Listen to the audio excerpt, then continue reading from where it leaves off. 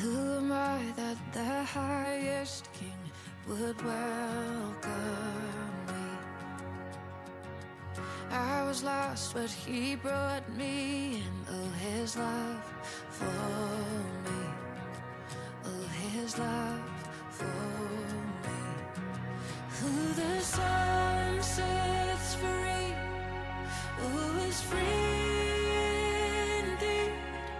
I'm a child of God, yes I am. Shalom, bien-aimés frères et sœurs dans le Seigneur, que Dieu vous bénisse richement. Je suis votre frère, le prophète Christian Samet, pasteur et fondateur du ministère international de la restauration. Je suis particulièrement heureux de vous retrouver sur notre chaîne MIR TV autour de l'émission intitulée Écosystème spirituel, l'intelligence des pratiques spirituelles. En réalité, cette étude a été faite sur la base de l'observation de la nature. Et il y a un grand prophète de Dieu, le révérend William Marion Branham, qui disait dans son message intitulé Le chef-d'œuvre, le paragraphe électronique 126, je cite, « Observez la nature c'est Dieu, précisément, et il continuera à dire que c'est au travers de la nature que Dieu s'exprime. » En réalité, lorsqu'on observe la nature de plus près, on remarquera qu'il y a une empreinte de Dieu ou des lois divines inscrites dans la nature. C'est donc dans cet élan que je m'en vais déballer sous forme d'une étude fractionnée le contenu de la thématique écosystème spirituel. Alors, suivez-moi.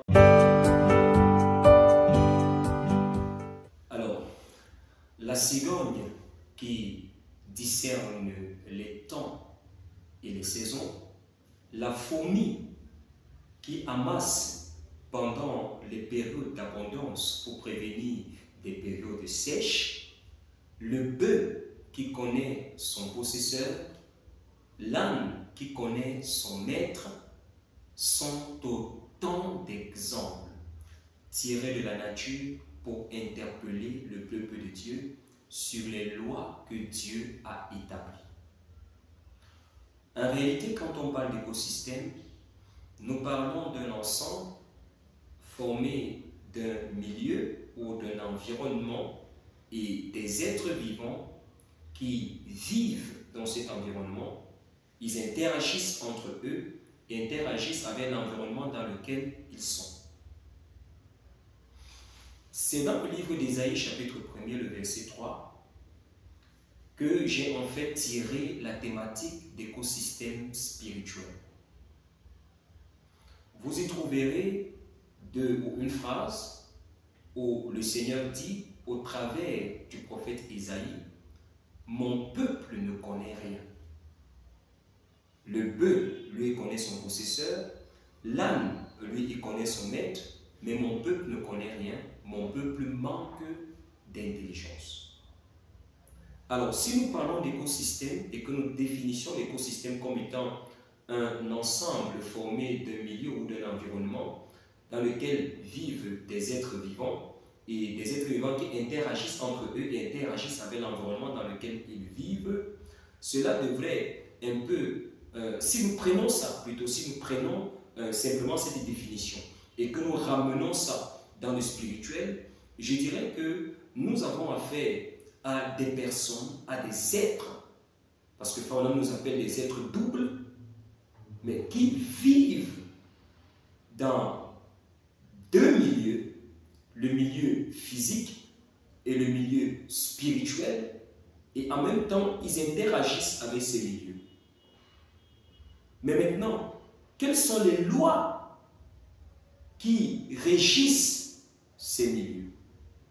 Vous savez, en science, quand on parle d'écosystème, on dit qu'il y a un rapport de complémentarité dans l'écosystème naturel ou physique. Et c'est vrai, vous retrouverez dans la mer ou alors dans les océans, au fond des océans, il y a toujours des petites parties de terre à l'intérieur. Des endroits où il y a des arbustes, des algues et tout le reste. Là où certains poissons fuient pour pouvoir se cacher lorsqu'ils sont en train de vouloir s'échapper d'une attaque des poissons un peu plus gros qu'eux. Donc vous voyez qu'il y a une partie de terre dans l'écosystème marin. Et il y a une partie d'eau dans l'écosystème terrestre. Et sur cet écosystème terrestre, vous voyez le lion, ou les panthères, ou les zèbres, les gibiers, tous ces gens-là, quand ils veulent boire de l'eau, ils vont aller là à un petit cours d'eau qui est toujours là, sur la terre. Ils vont aller, ils vont boire. En réalité, dans l'écosystème naturel et physique, nous avons affaire à un système de complémentarité. Mais quand on en vient à l'écosystème spirituel, il n'est pas question de complémentarité. En réalité, c'est un rapport de puissance. Vous ne pouvez pas dominer sur un environnement si vous n'appartenez pas à un environnement supérieur à celui-là. En réalité, quand nous revenons dans le livre d'Ésaïe, chapitre 1er, il est important de saisir que nous devions, là, à partir de cet instant, définir ou encore redéfinir ce que c'est qu'un chrétien. Qu'est-ce qu'un chrétien? Quel est l'écosystème dans lequel il est appelé à vivre? Et quelles sont les lois qui régissent cet écosystème? Est-ce que parce que Dieu m'a béni, il m'a donné beaucoup d'argent, qu'alors je devrais les dépenser comme ça, sans se soucier de demain? Il y a des lois, il y a des pratiques spirituelles que beaucoup de chrétiens ignorent. Nous disons souvent la prière est la force du croyant, la prière est vraiment l'âme du croyant. Combien de fois nous prions? Quelle est la discipline spirituelle que nous donnons à notre vie chrétienne? Mais vous remarquerez, sur cette terre-ci, le seul être qui n'obéit pas aux lois de Dieu, c'est l'être humain. Et c'est un éternel plaintif. Je te poserai donc la question de savoir quelle est la place de la prière dans ta vie chrétienne. Il y a beaucoup de choses à faire. Quelles sont ces choses qui peuvent nous permettre de vivre une vie victorieuse? Quelle est l'importance des atmosphères dans la construction d'un individu? Quelle est l'importance des sacrifices dans la vie du croyant?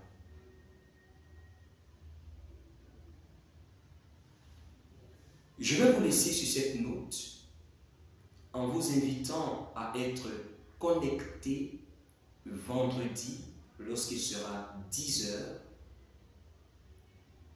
Nous commencerons par la redéfinition d'un chrétien. C'est quoi le chrétien? Et dans quel écosystème celui-ci est appelé à vivre? Quelles sont les lois spirituelles qui régissent cet écosystème? Est-ce que le fait que nous soyons chrétiens, nous ne devrions pas combattre? Si nous devons combattre, comment devons-nous le faire? Quand vous rentrez dans votre Bible, je crois que c'est dans le livre des Juges, parlant de l'histoire de Gédéon. Voilà un homme qui naît dans une famille. Il trouve un certain mode de vie. Lorsqu'ils sortent pour aller faire des champs, ou quand ils vont pour aller faire des récoltes, alors dès qu'ils entendent le bruit des chars, ils commencent à fuir. Lui aussi il voit ça, il se met à fuir. Un jour, Gédéon commence à poser des questions aux anciens. Et leur demande, mais attendez un peu. Vous nous avez parlé d'un grand Dieu, d'un Dieu qui a ouvert un passage au travers des eaux, un Dieu qui nous a délivrés, un Dieu qui a brisé les murs de Jéricho, un Dieu qui a fait, un Dieu qui a fait, un Dieu qui a fait, un Dieu qui a fait. Mais si ce Dieu est avec nous, mais où sont donc les miracles? Voilà que Gédéon, sous ces questionnements, parce que le prophète dit que ce n'est que lorsque vous entrez dans l'esprit de l'expectative qu'alors Dieu se dévoile. Parce qu'il a dit, cherchez-moi premièrement, et je me laisserai trouver par vous. Et aussi longtemps qu'il y a des hommes sur la terre qui cherchent la face de Dieu, Dieu se laissera trouver par ces personnes. Voilà que Gédéon est entré dans cet état de pousser à bout. Il ne voulait plus seulement entendre des paroles et des belles citations et des consolations. Il y avait un problème, un cas d'urgence. Voilà que Gédéon un jour va sortir pour aller puiser de l'eau près d'un puits, à un puits. Et quand il arrive, qu'est-ce qu'il voit? Il rencontre un ange, l'ange de l'Éternel. Et nous savons que l'ange de l'Éternel, c'est l'Éternel lui-même. Et cet ange lui dit, mais vaillant héros, Gédéon, vaillant héros. Gédéon lui dit, non, non, non, non, non. Tu ne peux pas m'appeler vaillant héros avec ce que je suis en train de vivre. Et tu m'appelles vaillant héros. Nous, on nous a parlé de nos pères, on nous a dit Dieu avait fait, Dieu a fait, et ainsi de suite. Mais si Dieu là est avec nous, si cette grâce-là est sur moi, si cette puissance-là est là, mais où sont les résultats? Où sont les miracles? Où est la délivrance?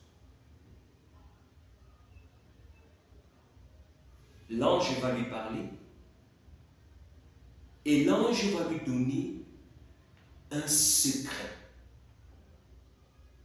Quand je parle de la loi de l'intelligence, préciser qu'il y a dans notre façon de faire, ou même dans certaines batailles que nous avons, c'est un secret, une certaine ligne, un certain plan qu'il faut prendre et appliquer pour qu'il y ait un résultat. Peut-être qu'ils avaient prié longtemps. Peut-être que certains s'étaient levés en disant, mais tiens, nous sommes quand même des enfants de Dieu, nous sommes le peuple de Dieu, nous sommes les fils d'Abraham, vous ne pouvez pas nous retenir. Ils sont peut-être allés faire la guerre, on les a tués. Certains sont partis, on les a tués. Peut-être que d'autres ont passé toutes les nuits dans la prière, mais il n'y a pas eu de résultat. Il y avait quelque chose qui devait être fait. Laissez-moi vous dire que Dieu est le Dieu des alliances. Il respecte les alliances. Il y avait un problème. Et ce problème était dans la famille de Gédéon. Son père avait bâti un hôtel familial dans la maison. Et cet hôtel parlait contre eux. Ils vivaient dans la misère.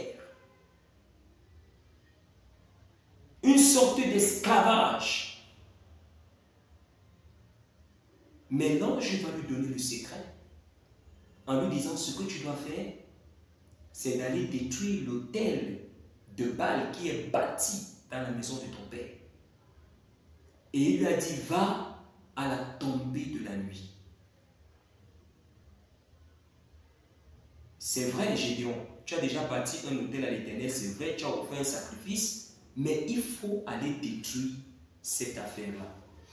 En réalité, lorsque nous serons dans justement le déballage du contenu de notre étude écosystème spirituel, nous parlerons du combat spirituel, nous parlerons de la loi de l'hérédité, nous parlerons des ADN spirituels, nous parlerons des fondements spirituels qui parlent dans la vie des gens, nous parlerons du développement spirituel, nous parlerons des lois qui régissent l'écosystème dans lequel toi et moi nous sommes appelés à vivre. Et nous irons un peu plus loin sur la thématique du subconscient. Lorsque Frère Branham dit que le chrétien a été fait, il a été créé, placé ici pour vivre dans le subconscient. Ailleurs, il dira Jésus vivait dans un monde que personne ne connaissait. Et pourtant, il marchait avec les disciples, il mangeait avec eux. Mais il dit il vivait dans un monde que personne ne connaissait. En réalité, Jésus était arrivé à une étape où il pouvait vivre là sur la terre avec les gens, mais vivre dans un autre environnement un peu plus supérieur à celui dans lequel vivaient les disciples. Il avait donc le contrôle des situations. Il savait ce qui allait se faire. C'est pourquoi Frère Branham parlera plus tard de la foi parfaite. Pas la foi simple, mais la foi parfaite. Mais qu'est-ce que c'est? Nous parlerons de toutes ces choses tout au long de notre émission. Comme je vous disais tout à l'heure, je vais vous laisser sur cette note. Que le Seigneur Jésus-Christ vous bénisse richement. Rendez-vous à vendredi matin lorsqu'il sera 10 h. Et je peux déjà vous souhaiter très bonne dégustation. Que Dieu vous bénisse. Si vous avez des questions, si vous avez des suggestions, si vous avez des remarques, des ajouts, n'hésitez pas à nous écrire au numéro qui est affiché au bas de l'écran. Nous serons heureux de vous lire et cela pourra être bénéfique. Que Dieu vous bénisse. Shalom, shalom.